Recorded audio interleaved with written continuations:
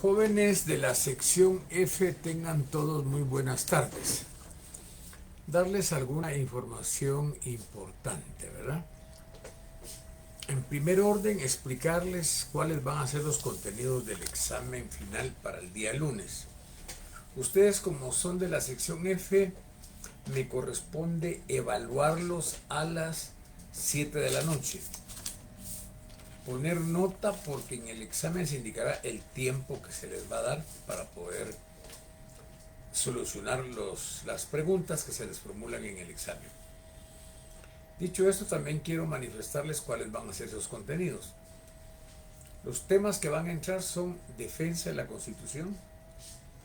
El tema de la defensa de la Constitución abarca desde sus inicios, definiendo dónde nace esta temática de la defensa de la Constitución, yéndose hacia los instrumentos de defensa de la Constitución, hablando de los principios fundamentales de la defensa de la Constitución y luego concluyendo con lo que son las garantías constitucionales.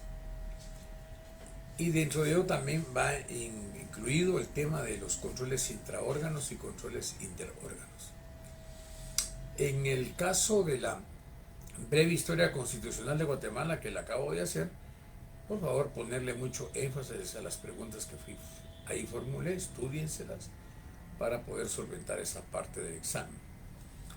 También se evaluará en el examen lo relativo a la responsabilidad gubernamental, que es la que voy a hablar ahorita, que es un tema muy grande, y esto también va a ser objeto de evaluación. ¿Y qué otro tema se me escapa? Bueno, básicamente creo que esas son las temáticas que voy a evaluar en el examen del lunes.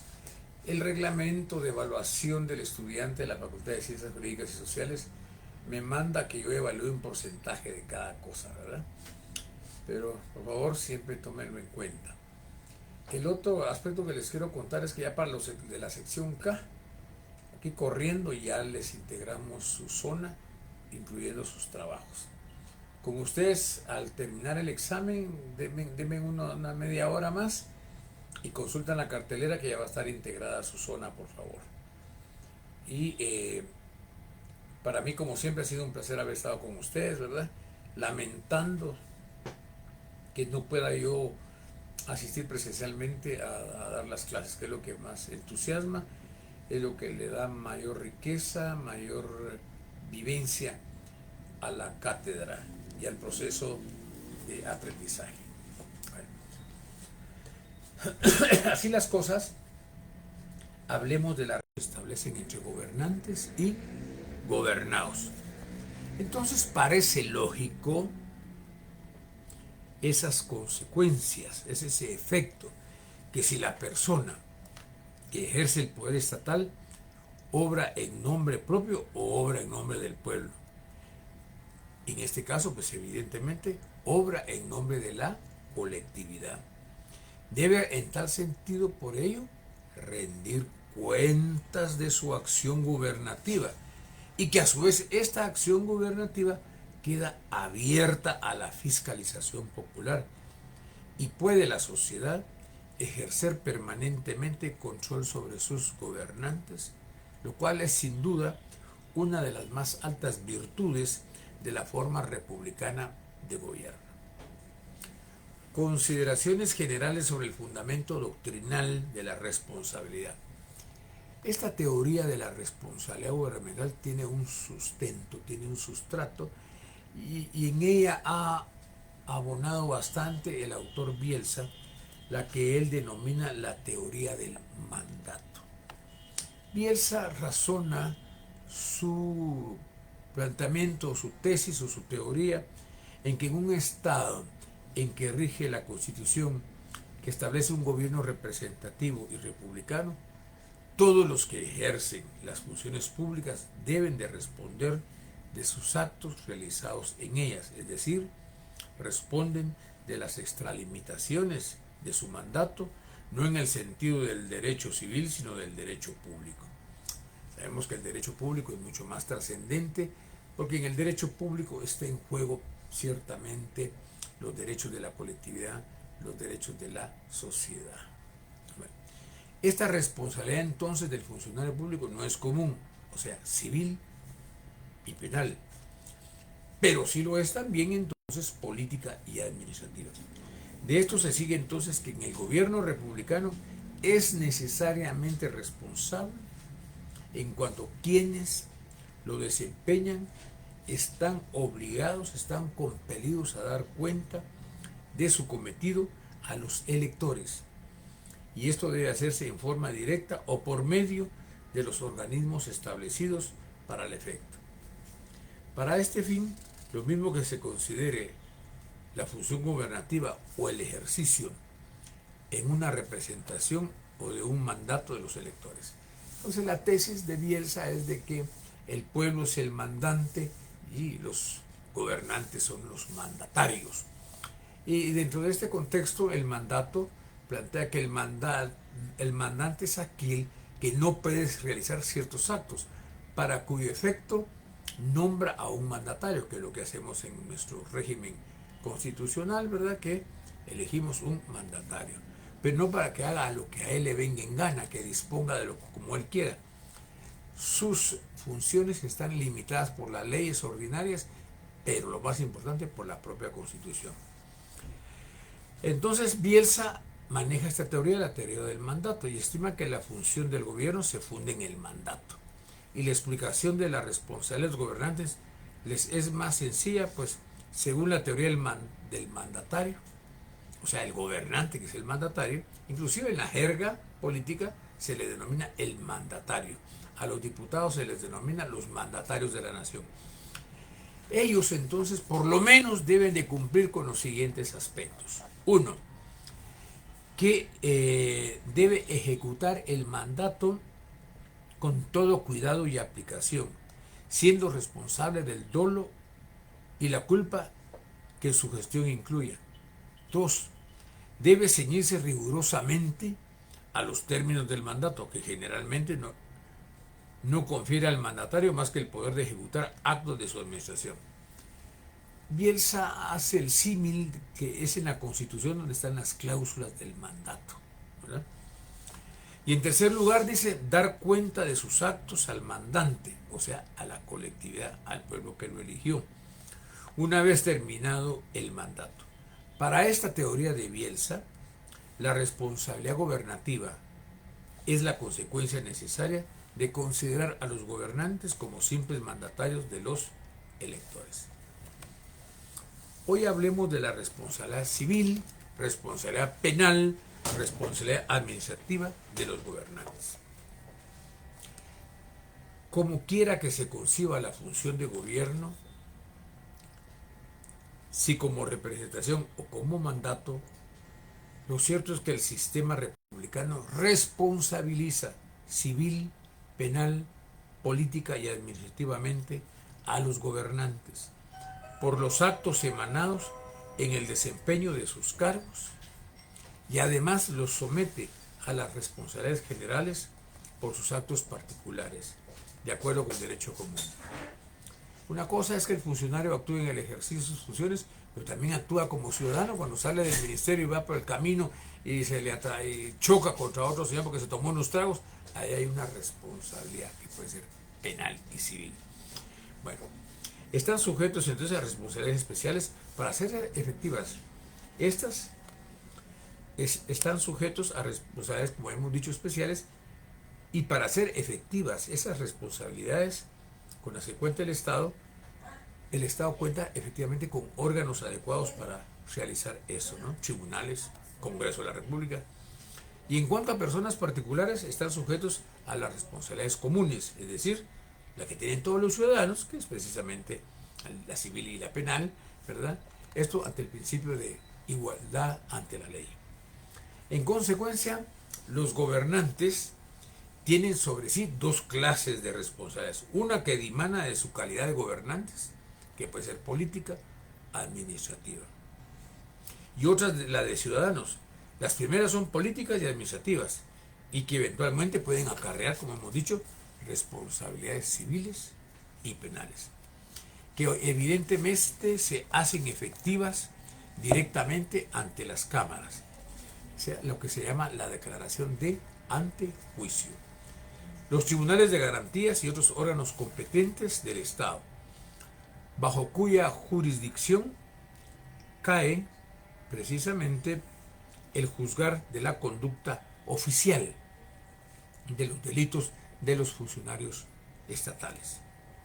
Las segundas, denominadas responsabilidades comunes, o sea, la civil y la penal, estas van ligadas a la calidad de ciudadanos que tienen los gobernantes y son exigibles por medio de los jueces y tribunales de justicia ordinarios, previa autorización parlamentaria o desafuero, lo que se llama el antejuicio, que es una prerrogativa que tienen los diputados, los ministros, para que no se inicien antejuicios sin sustento, sin fundamento, ¿verdad? Que sean pueriles. Estas últimas pueden ser a su vez civiles y penales, según el campo jurídico en el que incidan los actos del ciudadano gobernante. Regularmente o con frecuencia sucede que en un mismo acto gubernativo incluye también ambos tipos de responsabilidades, tanto política como común. La política se mueve mucho en el Congreso cuando el Congreso emite un voto de falta de confianza sobre el funcionario. Y por lo tanto, dice, esto implica un mal desempeño en el cargo y por el otro una infracción a la ley civil o penal. En el supuesto, corresponde primero al Parlamento jugar la responsabilidad política y luego autorizar a los tribunales ordinarios de justicia para el juzgamiento de la responsabilidad común del funcionario acusado. Las penas aplicables en caso de responsabilidad política y administrativa son la destitución o suspensión del cargo y la inhabilitación para ejercer funciones públicas. En tanto que las penas aplicables en caso de responsabilidad común, estas o conexa con la responsabilidad política, son las que señala el Código Civil y Penal respectivos. En otros términos, podríamos decir entonces que los gobernantes responden por el mal desempeño de su cargo, por el delito en el ejercicio de sus funciones y por delito fuera del ejercicio de sus funciones. En el primer caso, la responsabilidad del gobernante es eminentemente política y administrativa. En el segundo caso es política y administrativa y común. En el tercero solamente común. Como se ha señalado, entonces las responsabilidades políticas y administrativas se hacen efectivas principalmente por las cámaras legislativas, o sea, por el Congreso de la República, cuando se trata de juzgar a uno de los altos funcionarios del Estado por el mal desempeño en el cargo. En este caso, las penas aplicables son la privación o suspensión del cargo y la inhabilitación temporal para el desempeño de sus funciones públicas. En tanto que la responsabilidad común es, en cambio, que ésta se hace efectiva por los tribunales de justicia ordinarios previa autorización concedida por el Parlamento. Cuando hay una combinación de los dos tipos de responsabilidades, el Parlamento juzga primero la conducta oficial del funcionario acusado y luego lo pone a disposición del respectivo tribunal para la acción de juzgar las consecuencias civiles y penales de sus actos celebrados como ocasión o por como consecuencia del desempeño del cargo. En esta forma, entonces, se hace efectiva la responsabilidad de los gobernantes dentro del sistema republicano, aparte de que existen maneras indirectas de juzgar este tipo de responsabilidad por medio de la opinión pública. La opinión pública juzga, los partidos políticos lo hacen, los medios de comunicación lo hacen a través del trabajo investigativo, la colectividad lo va a hacer también, y los instrumentos de acción popular, que en alguna medida no son los más eficaces. Bueno, ahí hemos entonces visto ya el tipo de responsabilidad que pueden ser de carácter político, de carácter administrativo y de carácter común. Pero ¿cómo funciona este tipo de responsabilidad en los regímenes monárquicos? Bueno, es donde hay una corona, donde hay un rey. Lamentablemente en los regímenes de esta naturaleza, los reyes, ellos contrario al sistema republicano, ellos no son responsables civil, penal, política ni administrativamente de sus actos. Se considera que si se les juzga, se puede causar un caos en la corona, un caos en el reino. ¿Cómo es posible que el rey haya hecho tal cosa y se pone en duda el ejercicio de su corona? Entonces, en un gobierno monárquico, el jefe de Estado, o sea, el monarca, es jurídicamente irresponsable. Está por encima de la ley. Esto explica de alguna otra manera la irresponsabilidad en que se produce esto. Esto en razón del honor a la corona, en el interés del Estado, que no pueden tolerar el escándalo de un proceso criminal en contra del monarca, fenómeno que perturbaría grandemente la tranquilidad pública. Bueno, sea cualquier razón, lo cierto es que si aún en las monarquías, que ni aún en las monarquías constitucionales modernas es exigible la responsabilidad de los monarcas, pues como dice Cuello Calón, los reyes constitucionales suelen gozar de una verdadera prerrogativa en el orden penal, son irresponsables, y así lo declaran las constituciones de los países de regímenes monárquicos. Bueno, ¿cómo concluiríamos este tema? Lo concluiríamos de la siguiente manera. Uno, que al concluirse el estudio de la división de los poderes, la representación, la efectividad y la alternabilidad y la responsabilidad de los gobernantes, que son los atributos esenciales precisamente del republicanismo y que fueron forjados a partir de la Revolución Francesa de 1789, fortalecidos después por la práctica de los pueblos, ellos informan al derecho político moderno de casi todos los países civilizados, haciendo del sistema republicano, si bien no el mejor gobierno, porque todo gobierno es intrínsecamente un mal, pero un mal necesario, pero sí al menos menos malo de los gobiernos conocidos. Con esto entonces estaría concluyendo yo el tema de la responsabilidad gubernamental. Les deseo linda suerte y por favor les ruego consultar en media hora para ver si ya están sus resultados y estaríamos examinándonos el día lunes a las 7 de la noche. Les deseo, no les digo buen descanso porque tienen que estudiar mañana sábado, hoy mismo, el domingo y el mismo lunes. Así que muchas gracias por su atención.